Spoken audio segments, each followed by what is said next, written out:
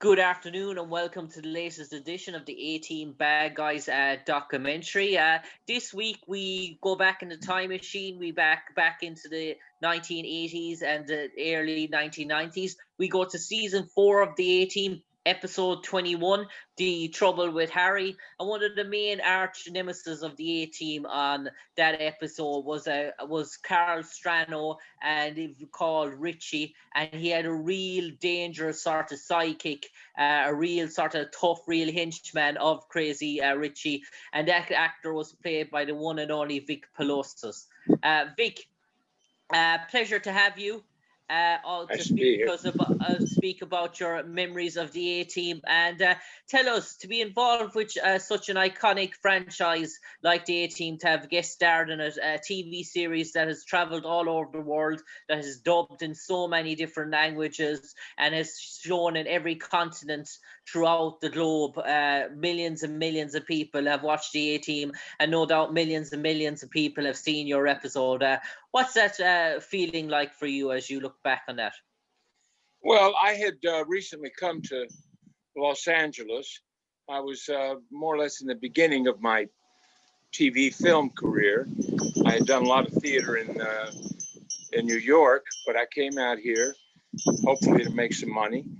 And pretty early in the going, I got the A-Team, which was exciting because the A-Team was an incredibly popular franchise. And I was on it with Hulk Hogan, and I'm sure you don't know, but a guy named William I'm sorry, can you see me? Yeah. No, you just turned off your camera by a minute, Vic. You can just turn it on there again. Okay, hold on.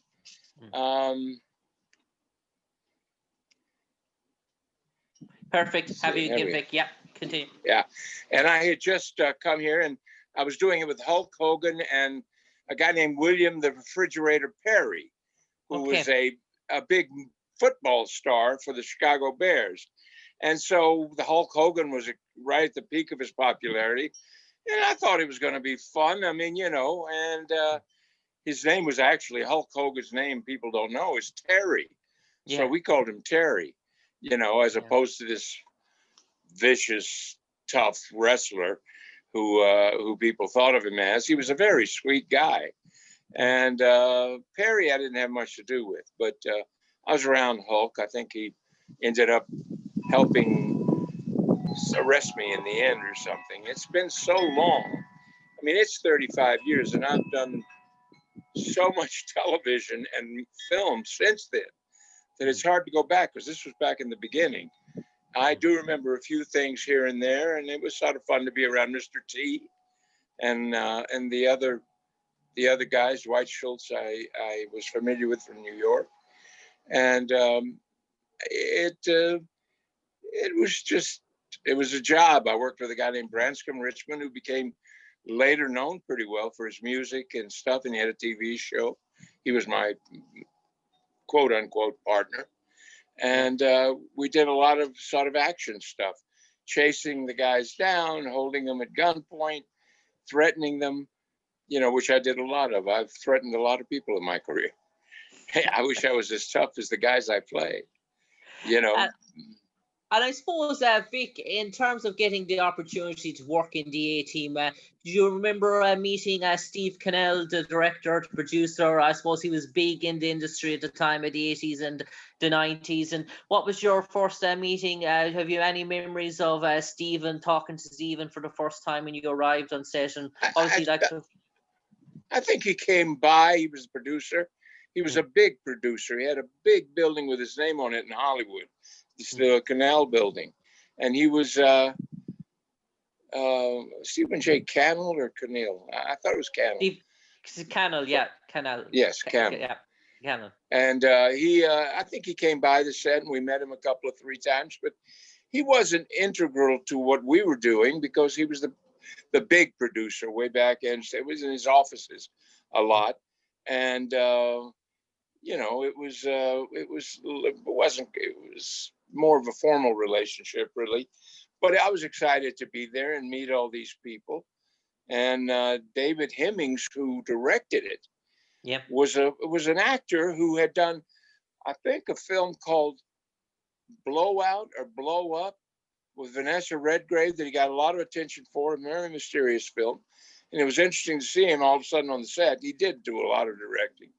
And so it was sort of interesting to get to see him, given that, I was young and excited to be a part of all this. I'd grown up at my mother's feet reading Photoplay magazine and stuff in Montgomery, Alabama, if you will, which has nothing to do with Hollywood. And I've gradually worked my way up and done Broadway and stuff in New York, and then came out here to do all this stuff. And here I was working and meeting people who were famous, and it was an amazing trip for me. I hadn't been anywhere close to that as a child. I hadn't been in Hollywood or seen any of that. I was a boy in Alabama, in the country, not really in the country, but in the city of Montgomery. And so it was sort of overwhelming a little bit in the beginning. And then I got more used to it because I did more and more and more of it, and realized that all these people were just people like me, who had their own problems. And some of them were nice, some of them were not. They were just people. I'd work with them for a short while and then move on. And I suppose, Vic, you mentioned the cast of the A-Team and coming out and was to Los Angeles and was one of your first gigs. I suppose you probably were well familiar with the work of George Peppard, I suppose a movie icon throughout the 1980s and 1990s, a big sort of Hollywood star. We all remember from his movie Breakfast and Tiffany's as such. So getting to work alongside George Peppard for you, was that an eye-opening sort of an experience in terms of one of your first jobs? Well, to tell you the truth, I had very little to do with George Peppard. He was, and I don't mean this in a bad way, he was a little aloof. He stuck to himself. He'd done the show for a number of years by that point, and he didn't really extend himself to me. So I was around him, but I had very little to do with him. The cast in general by that time was a unit that stuck together, and I was a bad guy. So I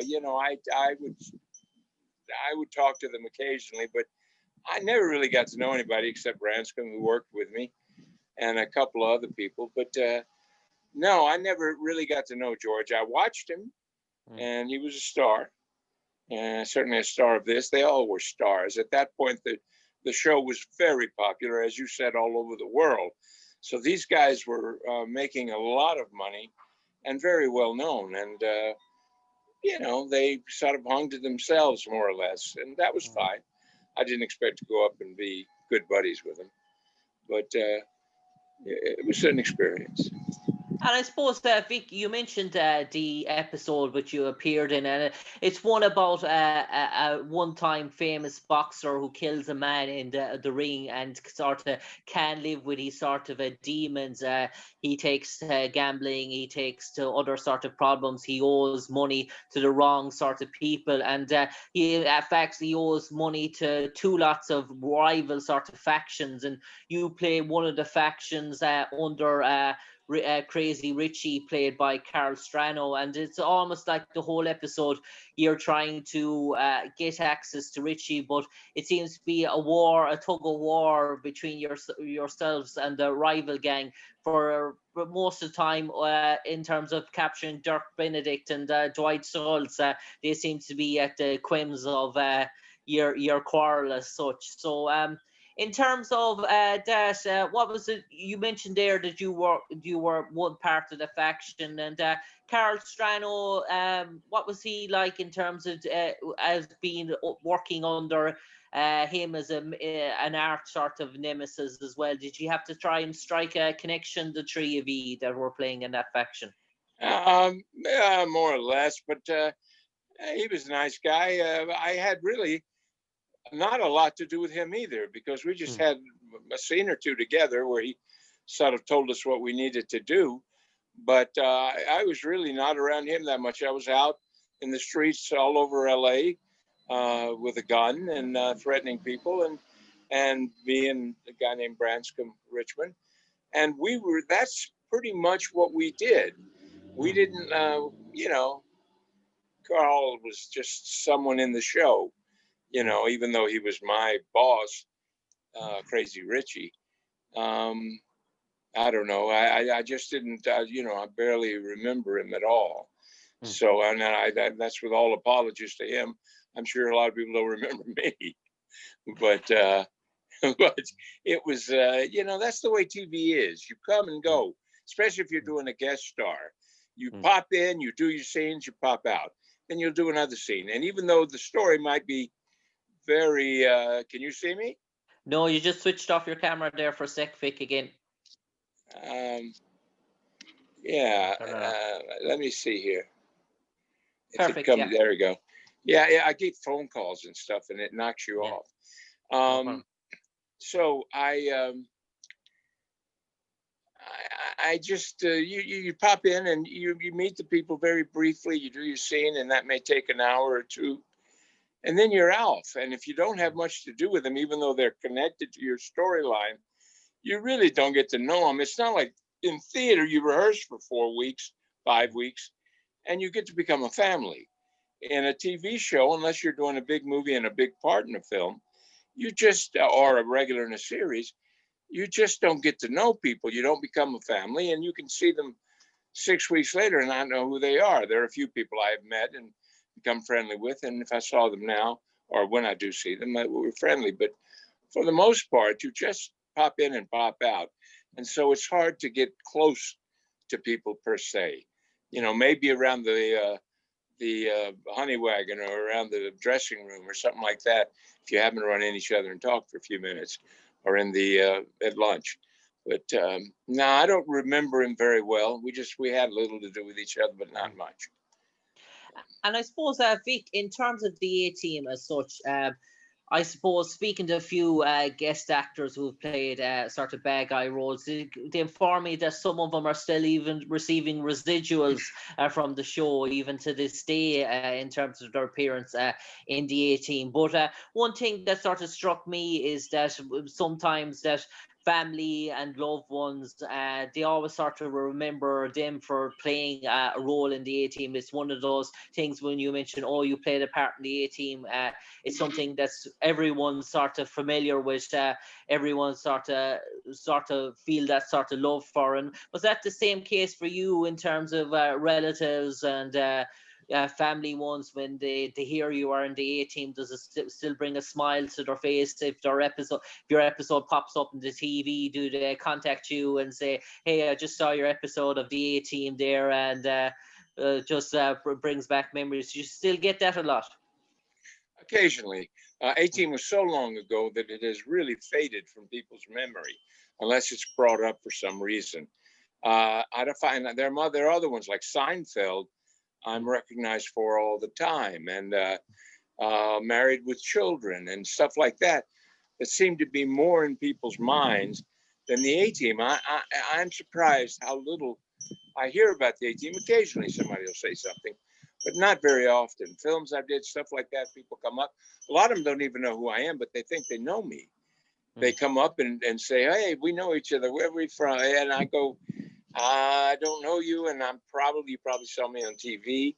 And people feel like you're their friend because they watched you for a while in a TV show or in a film that was a couple hours long, and while they forget that they had been watching you, they feel like they know you, and that used to happen a lot, and still does some, and that's sort of nice. That's always pleasant when people remember you. It gets harder and harder as people get older, as I get older too. I certainly am not the kid I was then.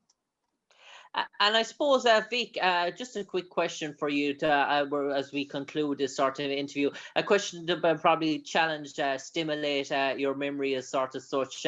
Let's pretend there was an A-Team encyclopedia for all the guest characters that have appeared in the A-Team throughout its 5 seasons, and they put your character into the A-Team. It said Henchman of Crazy Richie, and they left 2 blank sentences underneath it, and they asked you, Vic Polizos, having played the role of that character, what would you like those 2 sentences to read to describe him, to sum him up? What was he like in your mind? He was a mean, amoral, vicious guy who really didn't end up accomplishing much at all, given what was required of him. He pretty much failed, but he tried hard. He tried hard. Yeah. Vic Polizos, an absolute pleasure talking to you today to relive your memories of playing in season 4 of the A Team, episode 21, The Trouble with Harry. You played one of the bad guys. You played crazy Richie as Henchman. You're one of the elite sort of actors in terms of playing a bad role in the A Team. Not many have done it. Not many have appeared in the A Team over the 5 seasons. You are one of those fraternity as such. So, Vic, a pleasure talking to you today, and we wish you for remainder 2021 a prosperous time. Thank you. My pleasure, Jim. Stay healthy. Cheers. Take care, Vic. Bye-bye.